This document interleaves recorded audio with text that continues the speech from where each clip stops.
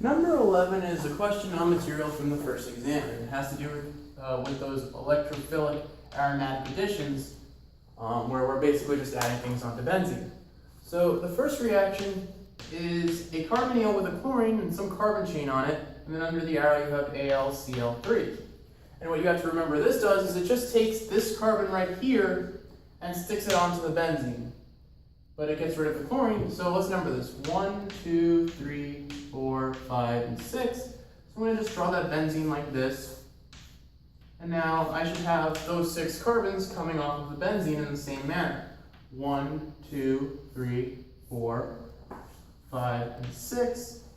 3 and 4 had a double bond, and 1 had a double bond O. Okay, so all you do is you basically stick the benzene onto this carbon and kick the chlorine out. Now, the next step is zinc mercury with HCl. And what this reaction does is it removes any double bond O's that are a single bond off of the benzene. Well, we have one right here, so we get this after step 1, and after step 2, we have that. The double bond O is gone, the carbon's still there, but this is what you'd expect. Now, the third arrow is probably the trickiest part of this question. H+, what does that do? Well, there are a number of things that H+ can do, but the one thing it will always do first is protonate something. And so we have to look at the structure and ask, well, who has electrons to grab that proton? And the only thing that with electrons are the double bonds of either the benzene or the double bond over here. Now, general rule of thumb, you never want to break the double bonds of a benzene unless you have to, unless there's no other option. But there is another option, this double bond over here. So this double bond is much quicker to react with the H+ than any of the double bonds from the benzene. So this grabs a proton, and now where is that proton going to go, and what do you get left behind? Well, I still have my benzene, that's untouched.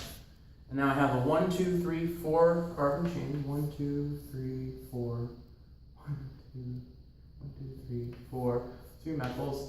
And now, how do I know which end of this double bond gets the proton? Well, you have to remember what the other end is supposed to get, a carbocation, a positive charge. And we learned that positive charges are most stable on the carbon with the most carbon-carbon bonds. So between this carbon, which is secondary, and this carbon, which is tertiary, this is the more stable position for the positive because it'll be on a carbon with more carbons attached to it. And so the positive will be added here because the H got added to the less substituted end. And then we still have the double bonds in the benzene. Okay? Now, this still isn't the final product. They didn't give you a molecular formula, but you should be able to recognize this isn't done yet because we usually don't leave things positive, and if this was the only thing H+ did, that would be too easy. Now what is going to happen is now we have a positive carbon that wants to be reacted with.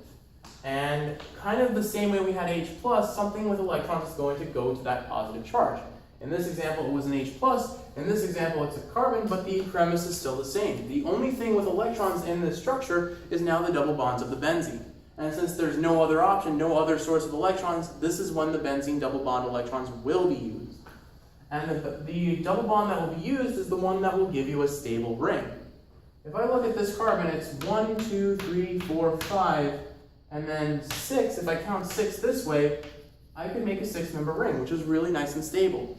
So this double bond will go out and use its electrons to attack that positive, connecting this carbon here to this carbon over here. And so what does that give me? That gives me the same, well, still a benzene of sorts. Now I have to number these carbons or I'm going to lose track. 2, 3, 4, 5. Actually, let's number this one. So I have 1, 2, 3, 4, 5, and 6. So I'm making a 6-membered ring, and here's 1 and 2. And 1 and 2 are going to be part of that 6-membered ring. So I'm just going to start by drawing the 6-membered ring and then filling in the blanks. So let's see, I had 1 connected to 6, which was connected to 5, 4, and 3. Nothing special about 3 or 4 or 5, just had a hydrogen, I don't have to draw that in. But 6 has 2 methyls coming off of it. So I'm going to draw a methyl there and a methyl there. And now I have to pay attention to something because these double bonds of the benzene weren't used, so I can just draw those in. But what happened to the double bond of the 1 and 2? Well, its electrons were used.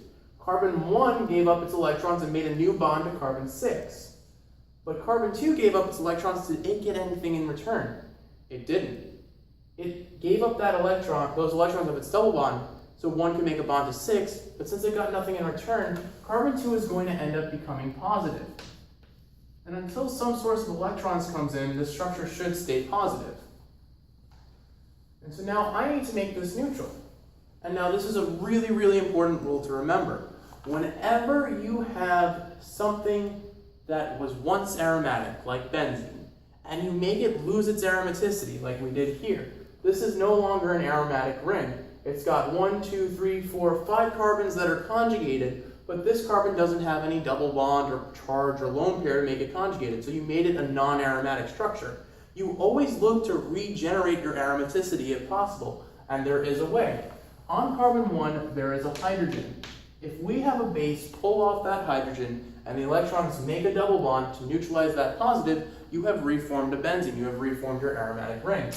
So the last step of this reaction is using whatever conjugate acid or conjugate base to the acid you use in the first step. We used H+, which probably means it came from H0 positive, so we could say there's water floating around.